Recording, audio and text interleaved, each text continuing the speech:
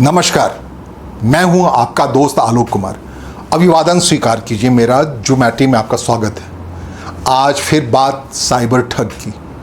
Cyber ठगी का संजाल पूरे देश में तकरीबन 140 करोड़ लोगों के ऊपर फैल गया, बुरी तरह से फैल गया और दिन बन दिन इस जाल का शिकंजा कसता ही जा रहा है। दिल्ली पुलिस ने बड़ी कामयाबी हासिल की है। कामयाबी कह लें एक ऐसे ठगी का पता करने में जो ठगों ने तकरीबन 100 करोड़ रुपए ठग लिए।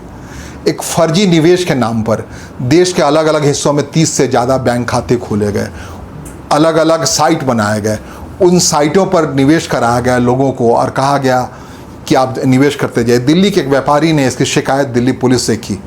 उससे तकरीबन 50 लाख रुपए ठगा जा चुका था निवेश के नाम पर और गायब हो जाते थे लोग। किसी ने फेसबुक के मैसेंजर से उनको मैसेज किया, किसी लड़की ने, और उसके बाद बताया कि समझाना शुरू किया अलग अलग इस गिरोह के सदस्यों के मार्फत से एक दूसरे को फेंकते हुए। आपके पास भी बहुत सारे रिक्वेस्ट आते होंगे मैसेंजर पे, बहुत सारे रिक्वेस्ट आते होंगे फ्रेंडशिप के। ऐसे ही किसी लड़की के मार्फत खूबसूरत चेहरे के नाते हनी ट्रैप के जरिए उस व्यापारी से तकरीबन 50 लाख रुपए ठगे गए। उस व्यापारी ने दिल्ली पुलिस साइबर सेल में शिकायत की। दिल्ली पुलिस के साइबर सेल ने उसके तह में जाते हुए उस लड़की को नहीं पकड़ा बल्कि लुधियाना में बैठे इन साइबर ठगों को पकड़ा जिसने देश के अलग अलग हिस्सों में 30 बैंक खाते खोल रखे थे, एक फर्जी निवेश के अकाउंट्स बनाते थे, उसमें निवेश कराते थे और लेकर चंपत होने की सूरत में थे। तकरीबन 5 बड़े लोग पकड़े गए। एक ये मिसाल है। इसके अलावा और भी कई मिसालें हैं जो साइबर ठगी के चल रहे हैं। एक और मामला इंदिरापुरम से पकड़ा गया आशीष सिंह का है, जो अमेरिका में रहता था वो लड़का, और विंडसर पार्क एक सोसाइटी है उसमें रहा करता, उसके मकान था 3 कमरे का। उसके पिता नहीं थे, उसकी माता भी वहीं रहा करती थी। उसने राम मंदिर का जो भव्य उद्घाटन देखा तो उसने राम मंदिर, जो अयोध्या का राम मंदिर है, उसको फरवरी में जब हुआ था उसके लिए उसको प्रसाद बेचने के नाम पे उसने एक वेबसाइट बनाया और उसमें लोगों को कहा कि बेहद कम मूल्य में तकरीबन 6 लाख लोगों से उसने 100 रुपये 50 रुपये ले लिए इस नाम पर कि उसके घर में वो राम मंदिर के पूजा का प्रसाद पहुंचा देगा। लेकिन जब प्रसाद पहुंचा नहीं तब गाजियाबाद पुलिस ने इस पर उस शिकायत पर काम करना शुरू किया और अयोध्या के साइबर सेल के लोगों ने इंदिरापुरम में आकर दबिश दी। वहाँ आशीष सिंह पकड़ा गया। आप सोच सकते हैं वो भी विदेश जाने की फिराक में था। तकरीबन उसने 4 करोड़ रुपए सिर्फ प्रसाद बेचने के नाम पर वसूल ली। ऐसे बहुत सारे वेबसाइट हैं, बहुत सारे बनते हैं और इन साइबर ठग बनाते हैं और लोगों को फंसाते हैं और चल देते हैं। बहुत सारे इसमें हनी ट्रैप का मामला है। तो आपके लिए ज़रूरी है कि आप सावधान रहें, सतर्क रहें। अगर सावधान और सतर्क आपकी गई दुर्घटना हुई है समझ लीजिए, क्योंकि हर कोई आज की तारीख में वेबसाइट के एक्सपोजर में है, छोटे छोटे ऐप्स के एक्सपोजर में है। खासकर इंस्टाग्राम हुआ, फेसबुक हुआ, इन सब पे चैट की मुद्रा में रहता है। व्हाट्सएप पे कई सारे अनोनिमस लोग आते हैं, अनजान लोग आते हैं। ये साइबर ठग के तौर पर आप निवेश कराते हैं, आपके अपने सपने दिखाते हैं, उसमें आपको फंसाते हैं, बड़ा व्यक्ति बनाने में आपको ज़मीन से उड़ाते हैं और उसका फंसाते हैं।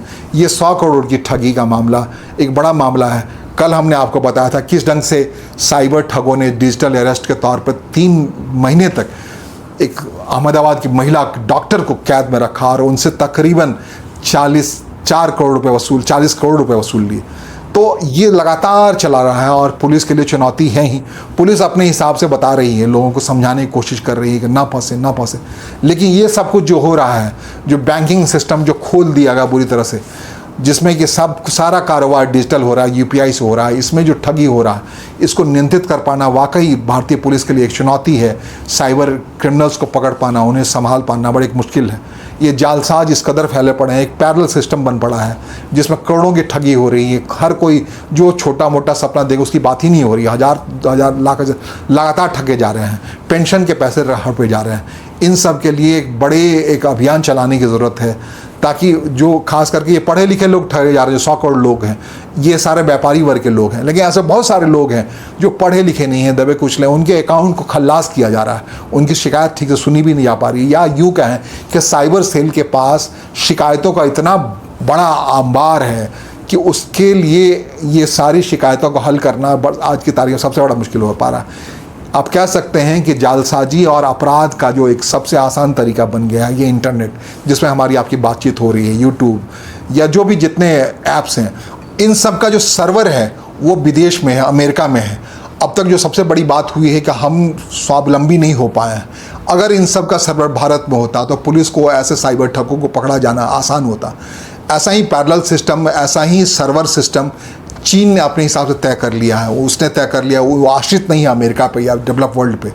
तो वहाँ पे इन ऐसी चोरी को पकड़ना थोड़ा आसान है। यहाँ पे थोड़ी मुश्किल इसलिए है कि हर बात के लिए, अगर आपके ट्विटर से कोई ठगी हो रही है, अगर आपके माइक्रोसॉफ्ट से कोई ठगी हो रही है, अगर आपको गूगल से कोई ठगी हो रही है, या आपके फेसबुक से कोई ठगी हो रही है, मैसेंजर से कोई ठगी हो रही है, व्हाट्सएप से कोई ठगी हो रही है, इन सब के लिए भारतीय पुलिस को अमेरिका की ओर आंखें देखनी पड़े, उठा के देखनी पड़ती है, मांगनी पड़ती है मदद उस सर्वर से, उस सिस्टम से, जहाँ वो चाहे मदद करे ना करे।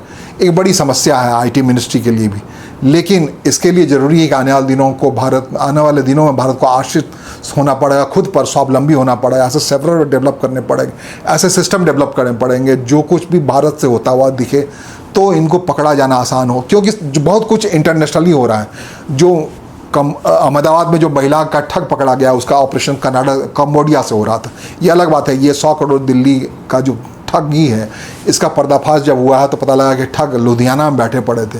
उनके भी एक्सपोजर इंटरनेशनल हो सकते हैं। ये पकड़े जाने में यहाँ आप स्थानीय तौर पर भले ही पकड़ लेते हैं। बहुत सारे काम जो आपके म्यांमार से हो रहे हैं, जहाँ पे अब तक सैन्य शासन था, पाकिस्तान से हो रहे हैं, जहाँ कंबोडिया जैसे देशों से हो रहे हैं, अफ्रीका के बहुत सारे देशों से हो रहे हैं, वहाँ जो साइबर ठग बैठे हुए हैं, वहाँ संचालित हो रहे हैं, वहाँ पकड़ना उन लोगों को आसान नहीं है, मुश्किल है ये। और आप सतर्क नहीं रहते हैं, आप अगर सावधान नहीं रहते तो खुद ब खुद, जबकि पुलिस बार बार आपको अलर्ट करने की कोशिश करती है, आप इन साइबर ठगों के संजाल में फंस जाते हैं।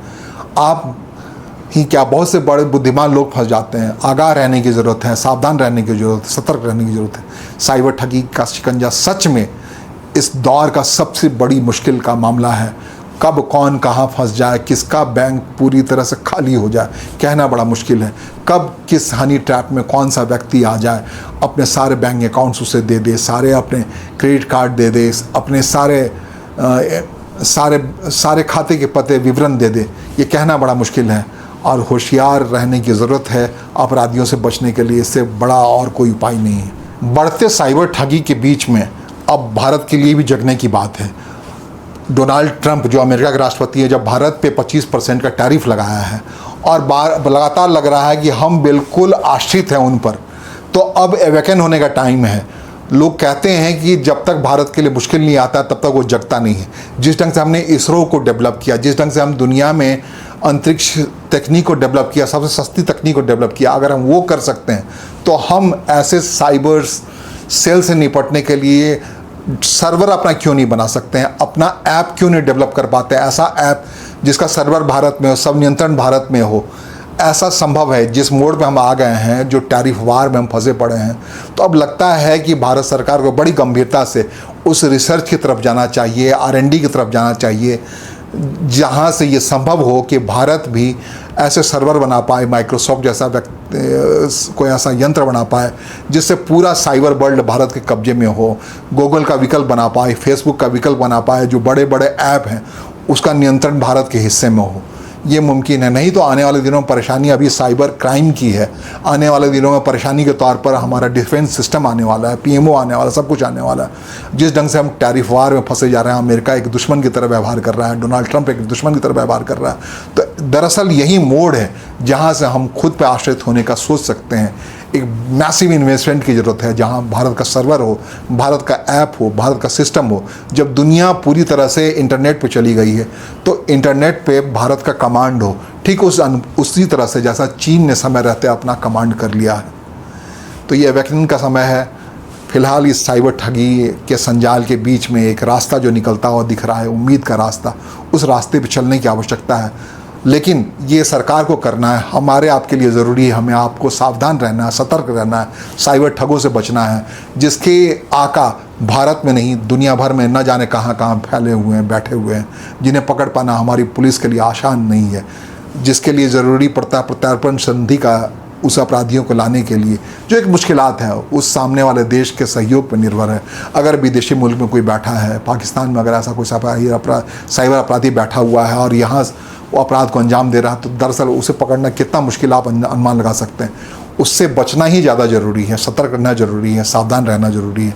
तो साइबर वर्ल्ड में आप जो भी कर रहे हैं, आप अपने इस अवेकन के अंदाज से करें कि आप कहीं फंस तो नहीं रहे हैं, आपका खाता, आपका परिचय, अब सब कुछ कहीं किसी और के कब्जे में नहीं तो जा रहा है, जिसके मार्फत साइबर अपराध जो बढ़ रहा है उस पर विराम लग सकता है। नमस्कार, धन्यवाद।